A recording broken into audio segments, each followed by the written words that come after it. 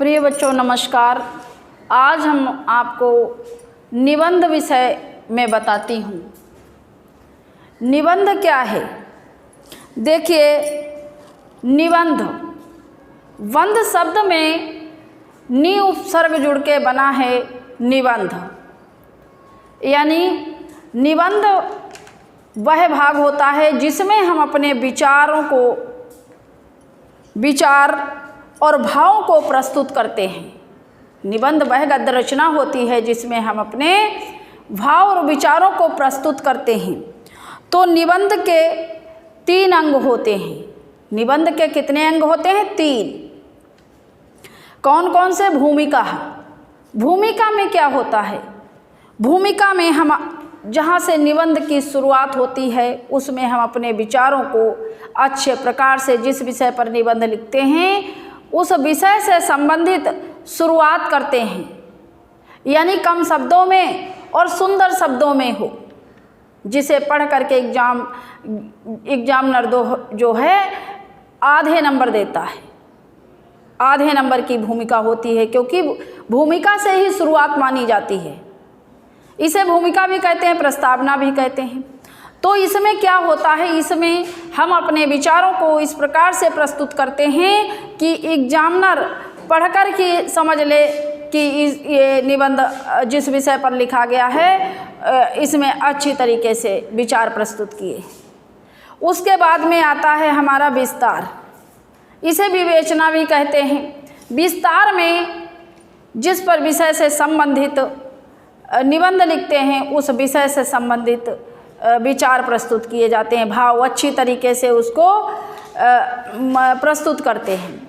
आगे आपका आता है उपसंहार। उपसंहार क्या होता है? निबंध का अंतिम भाग होता है, यानी समापन का भाग होता है। इसमें निबंध में भूमिका और विस्तार से भी शब्द मतलब लिए जाते हैं और उसी से संबंधित जिस विषय पर निबंध लिखा है उससे ही संबंधित हम अपने भाव और विचारों को संक्षेप में लिखते हैं, कम शब्दों में लिखते हैं। ठीक है। इस प्रकार से निबंध कितने प्रकार के होते हैं? निबंध होते हैं 4 प्रकार से। कौन कौन से? वर्णनात्मक, विवरणात्मक और विचारात्मक, भावात्मक। वर्णनात्मक में क्या है? वर्ग से संबंधित वस्तुओं, घटनाओं, स्थान, दृश्य, जैसे दीपावली, रक्षाबंधन, इस संबंधी जो इस प्रकार से निबंध लिखे जाते हैं उन्हें वर्णनात्मक निबंध कहते हैं। विवरणात्मक निबंध में क्या होता है? जैसे हमने कहीं की यात्रा की है, किसी मेले का दृश्य देखा है, तो हम उसमें वर्णनात्मक निबंध कहते हैं। उसमें हम वर्णन लिखते हैं।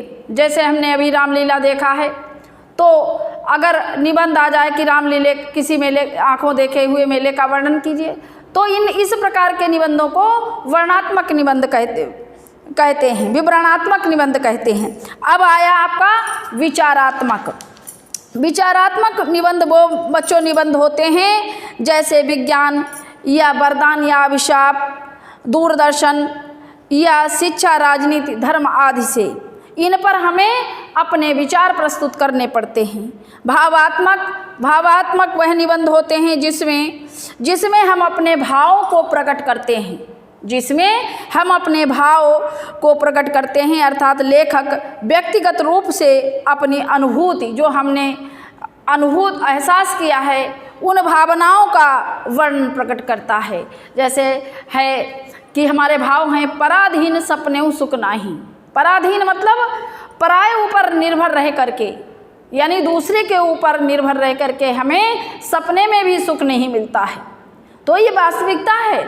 अगर हम जीवन में कुछ करेंगे नहीं, दूसरे के ऊपर निर्भर रहेंगे, तो हम कभी सक्षम नहीं हो पाएंगे।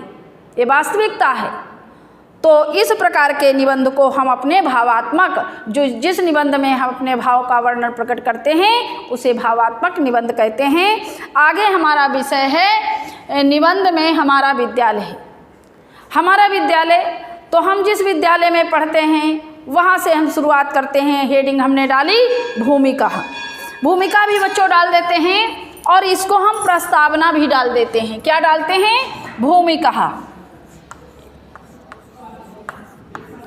भूमिका। तो इसे हम अगर प्रस्तावना डालें तो भी हम डाल सकते हैं, भूमिका या प्रस्तावना। भूमिका में क्या लिखते हैं, अब हम अपने विद्यालय से संबंधित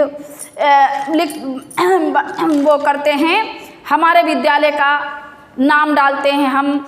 हमारे विद्यालय का नाम कृष्णा बाल विद्या इंटर कॉलेज है। मैं कक्षा 6 में पढ़ता हूँ और मेरा विद्यालय शहर से बाहर है, क्योंकि वास्तविकता है। अच्छे अच्छे शब्दों में सजाकर लिखेंगे, हेडिंग डालेंगे भूमिका कि मैं कृष्णा बाल विद्या मंदिर में पढ़ता हूँ और मेरे विद्यालय का, मैं कक्षा 6 का छात्र हूँ, मेरा विद्यालय शहर से बाहर है।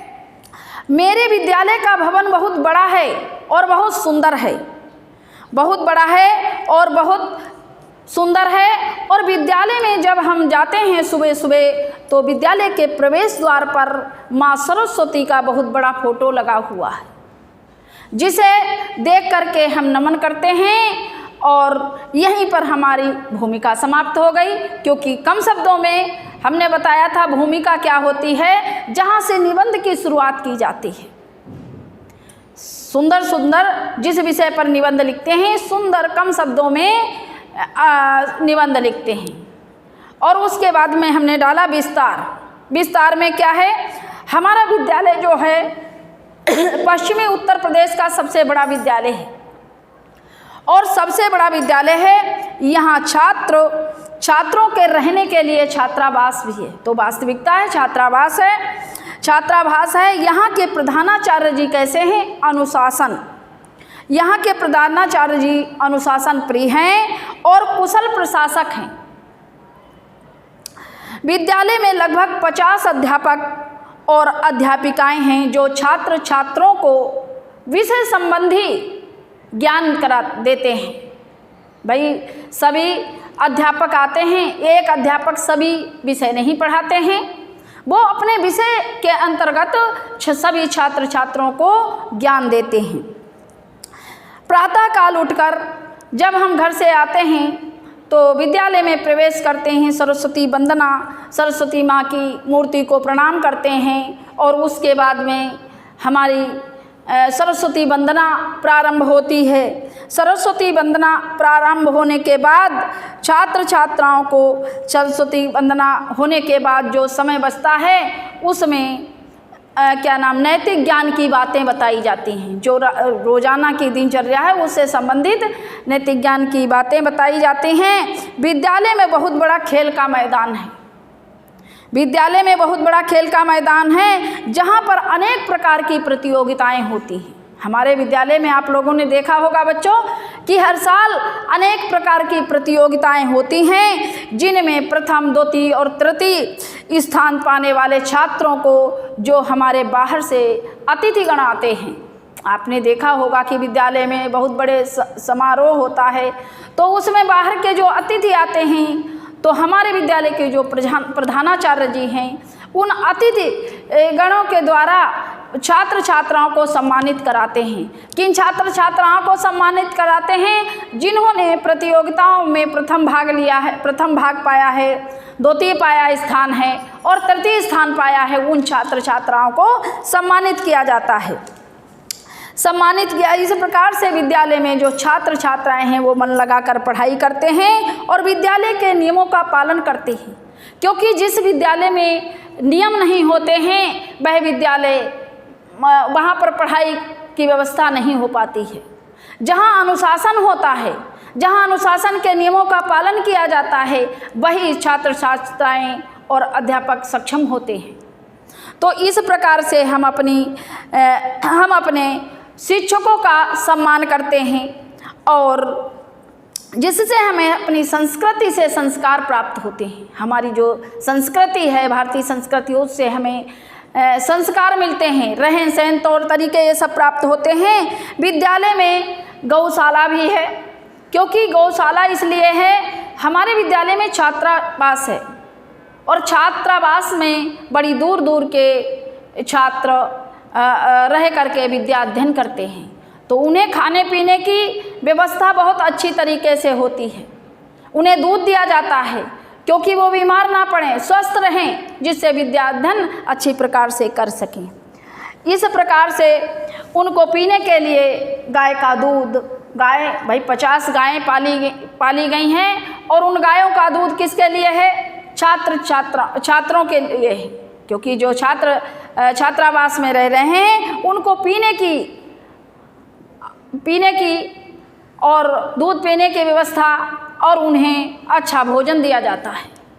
अच्छा भोजन दिया जाता है और भोजन भी किस प्रकार से बच्चों, एक सप्ताह में 7 दिन होते हैं तो डे वाइज उनको भोजन दिया जाता है। कभी सोमवार में पूड़ी बना ली तो मंगलवार में छोले चावल कढ़ी, इस प्रकार से भोजन की व्यवस्था रखी जाती है। पर्यावरण को शुद्ध करने के लिए बगीचा भी है हमारे बाग में। पर्यावरण शुद्ध रहे और हमारे विद्यालय का पर्यावरण तो वैसे ही शुद्ध रहे, क्योंकि विद्यालय में बहुत से पेड़ पौधे भी हैं, पुष्प वाटिका भी है और शहर से बाहर है। इस प्रकार से हमारे विद्यालय में जो छात्र छात्राएं पढ़ते हैं वो स्वस्थ रहते हैं। तो पर्यावरण को शुद्ध रखने के लिए विद्यालय में बाग भी है, पुष्प वाटिका भी है और जिसमें सुंदर सुंदर पुष्प खिलते हैं। सुबह को छात्र छात्राएं पुष्प तोड़कर माँ सरस्वती वंदना होती है तो उनकी पूजा भी होती है।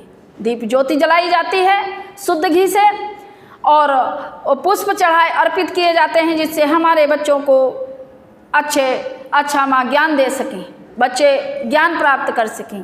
इस प्रकार से अनुशासन का पालन करते हैं।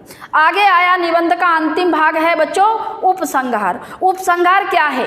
जो हमने भूमिका में शब्द अपनी लिखे हैं और विस्तार में जो लिखे हैं उन्हीं में से हम उपसंहार में लेते हैं, इनमें कम से शब्दों में, क्योंकि ये समापन होता है।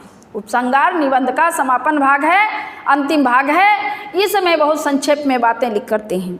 उपयुक्त बातों के आधार पर, यानी जो ऊपर हमने कही बातें हैं उनके आधार पर हमारा एक आदर्श विद्यालय है। हमारा विद्यालय बच्चों कैसा है? आदर्श विद्यालय है, जिसमें विद्यालय के नियमों का पालन किया जाता है, जिसमें विद्यालय के नियमों का पालन किया जाता है और सभी अध्यापक छात्र छात्राएं नियमों का पालन करते हैं और जिसे विद्यालय में पढ़ने के लिए एक अच्छा वातावरण बन सके। इस प्रकार से सभी छात्र छात्राओं को अपना जीवन अनुशासित रखने की एक अच्छी शिक्षा मिलती है। यहीं पर बच्चों हम अपनी वाणी को विराम देते हैं। आपके 2 निबंध आएंगे, एक मेरा विद्यालय और खेल का महत्व। आप उनको अच्छे तरीके से ध्यान रखना। हम अपनी वाणी को विराम देते हैं। धन्यवाद बच्चों।